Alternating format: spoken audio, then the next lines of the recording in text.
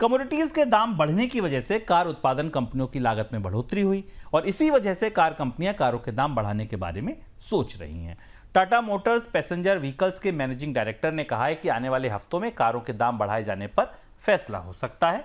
Hyundai India तो पहले ही अपने कुछ चुनिंदा मॉडल्स के दाम बढ़ा चुकी है, मारुति इस पर विचार कर रही है। और देखिए, टाटा, मारुति और हुंडई अगर इन्होंने कारों के दाम बढ़ा दिए, समझिए 80-90% बाजार में कारों के दाम बढ़ गए।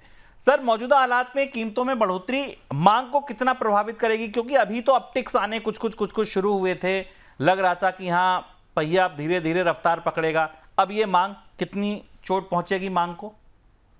कीमतों में बढ़ोतरी लगातार हो रही है। पिछले साल भी हमने कीमतों में 2 राउंड बढ़ोतरी देखी थी और इस बार भी देखी थी। जो मांग को सपोर्ट मिला था वो जीएसटी में कटौती से मिला था, लेकिन जैसा बाजार अब जिन मॉडल्स में सबसे ज़्यादा केंद्रित है, जिनकी सबसे ज़्यादा मांग है, वहाँ कंपनियों के पास कुशन भी मौजूद है और कारण भी मौजूद है। तो अभी जो परिस्थिति है उसमें कमोडिटी की कॉस्ट सबसे बड़ी कॉस्ट है और दोनों तरीके के मॉडल, ईवी में भी और पुराने मॉडल्स में भी, दोनों जगह कमोडिटीज़ की कॉस्ट, कॉपर की प्राइस में जो तेजी है उसका असर हमें खासतौर पर दिखाई दे रहा है। तो माना जा रहा है कि अगर कमोडिटी कॉस्ट को अगर आप माने, जिसमें कि प्रेशियस मेटल्स भी हैं, सिल्वर भी जिसका एक हिस्सा है और कॉपर है, तो करीब 2% प्लस के आसपास जो रेवेन्यू टू कॉस्ट का एक्सपोजर है वो दिखाई देता है।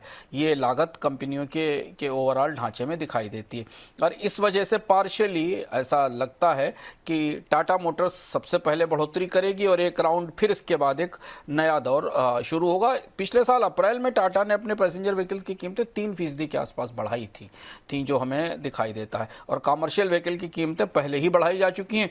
इसलिए अब टाटा के लिए पैसेंजर व्हीकल्स अगला चरण है जहां हमें कीमतों में बढ़ोतरी दिखाई देगी। तो जो कमोडिटी की इन्फ्लेशन थी, जिसे हम आपको खुदरा या थोक महंगाई में नज़र नहीं आ रही थी, वो धीमे धीमे अब उतरकर ऑटोमोबाइल इंडस्ट्री के भीतर तो फैलने लगी है।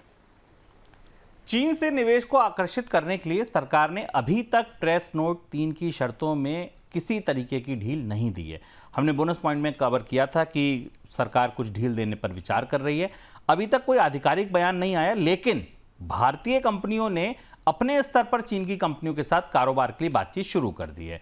जिन कंपनियों ने चीन के साथ जॉइंट वेंचर की योजना बनाई है, उनमें कुछ कंपनियों ने प्रोजेक्ट्स पर काम भी शुरू कर दिया है। सर, क्या मसला है ये? सरकार कुछ कह नहीं रही है, कंपनियां एकदम तैयार हैं?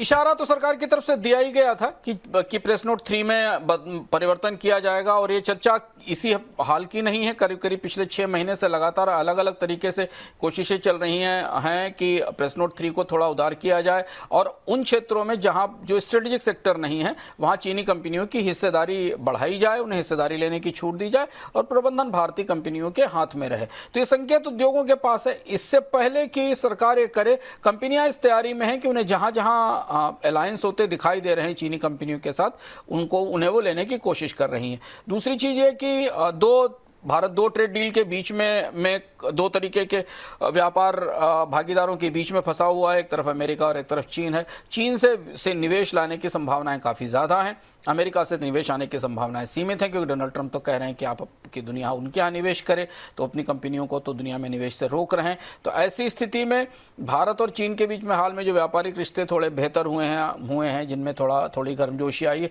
उसका फ़ायदा लेने के लिए भी कंपनियाँ तैयारी कर रही हैं कि जब भी ये प्रेस नोट 3 ओपन किया जाएगा तो उसका लाभ मिल सके। क्योंकि विदेशी निवेश के मामले में भारत को अभी फिलहाल अगर देखें, तमाम किंतु परंतु हैं, सवाल हैं, उलझने हैं, दिक्कतें हैं, लेकिन अगर प्रत्यक्ष विदेशी निवेश के मामले में देखें तो भारत की उम्मीदें चीन की तरफ ज़्यादा हैं, क्योंकि चीन भारतीय बाजार में निवेश कर सकता है कंपनियों में और चीन की कंपनियां भारतीय बाजार में आकर फैक्ट्रियां या उत्पादन इकाइयां लगा सकती हैं। तो उसकी तैयारी शुरू हो गई है।